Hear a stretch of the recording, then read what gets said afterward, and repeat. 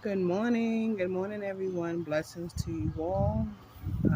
Pray that you guys are having a wonderful day so far. Hi, and welcome to my channel. Hi, my name is Leslie, um, and welcome to the Kingdom Garden. My name is Leslie, and I just wanted to introduce myself and welcome you guys to my channel for watching. Whatever I post.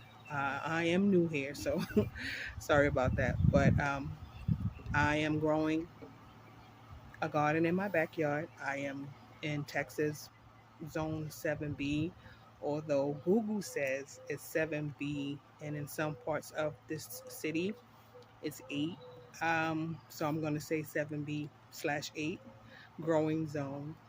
And I'm just growing some food and some flowers. Well, not really flowers, but some food out in my backyard. And I just wanted to, you know, introduce myself and welcome you guys to my channel.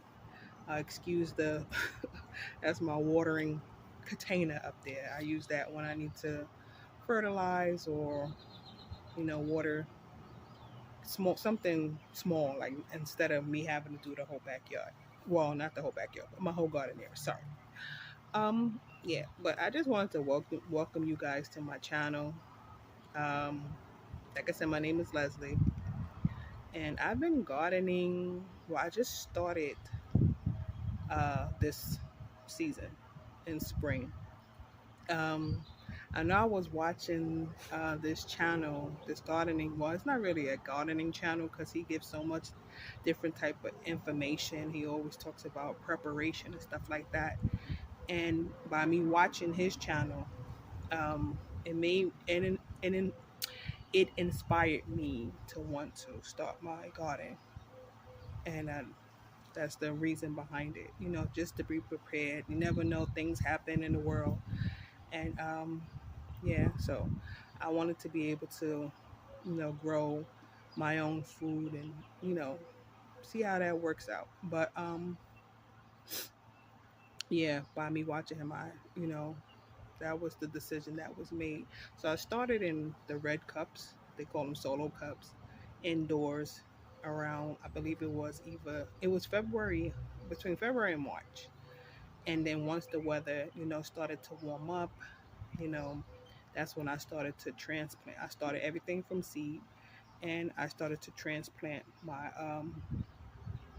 plants into the ground. Now, I learned from another channel about the no dig beds, because that's one thing I was like wondering, how was I going to transplant, and I found out about the no dig beds. So I said, okay, well, let me try that. And I started with one. I'm currently up to four. And then some things I just planted directly into the ground. Um, and some things they've been sprouting, you know, as far as how big they're going to get. Because I have corn that my son had planted, and it didn't grow too big. I'm actually taller than the plant, and it didn't grow too big. Sorry, I don't want my hat to blow off. It didn't grow too big, too tall. I'm sorry, it didn't grow too tall, and then it produced corn. Now the corn on there was small, and I ended up, and it didn't I ended up giving it to the birds because when I opened, to see how the production of the corn was, I noticed that it wasn't fully pollinated in some areas of the corn. I know that's what they say, like the tassel was supposed to pollinate the corn, and it touches the silk. The pollen's supposed to fall down on the silk, and that's how you get the corn. And I noticed that it was really spotty, and because it wasn't to the length that I'm used to. So and we ended up getting giving it to the corn, which made me decide, what, I'm going to plant more corn, but I'm going to do it in a larger area, because this was like a little area. I don't know what you would call it, but it was just like an open area near the house. And then I decided to just plant some out out further out in the garden area, just to see, if that would help. And yeah, but I'm growing corn. I have some peas, well, some I do have peas. I have beans. I have some watermelon, some cantaloupe. I have collards. I have cabbage. Yeah, I'm growing quite a few things, seeing what will work. And I have some squash actually that one um I wanted to see because it's kind of big right now, and I want to catch it before because I know a lot of times people talk about the what is it, the squash bugs, borer, something like that. And I've been checking my leaves to make sure I didn't see any eggs or anything like that. So I want to catch it because this is my first time growing in this area, so I don't know if that's something that I would have to deal with. But before I even wait to see, I want to harvest this one squash off of the zucchini. But I want to Google to see if it's at the point like how do I know when it's time to harvest? So I'm gonna do that like later on after this video. But look at that fly up there. These flies are annoying. But yeah. Um, but I have quite a few things that I'm growing. I have some pumpkin now. I've grown pumpkin years ago. Um, Originally I'm from Brooklyn, New York. If you didn't hear the accent already, it comes and goes. And I remember, like, I had a friend, I grew out in his backyard, and two things that I was successful at was melon and pumpkin. And I said, I already knew this time around I was going to grow melons, of course, and pumpkins. And I have different varieties of melons. I have a baby bush, I have Charleston Gray, but the Charleston Gray actually just started to vine out. And then there's another one two others, I believe. Yeah, one I just put in the ground, the seeds I just put in the ground, so I don't even know, what those are going to do. And if the growing season is even long enough for me to even harvest or anything off of those. But then I have another variety that I lost the package for, so I don't really remember what they were. But I'm waiting to see what comes out because I want to try different types of melon. Like I've had baby bush, but I never had the Charleston Gray. Oh, the last one, the ones that I just put in the ground are crimson. I think it's just crimson. But yeah, those are the ones that I just planted the other day.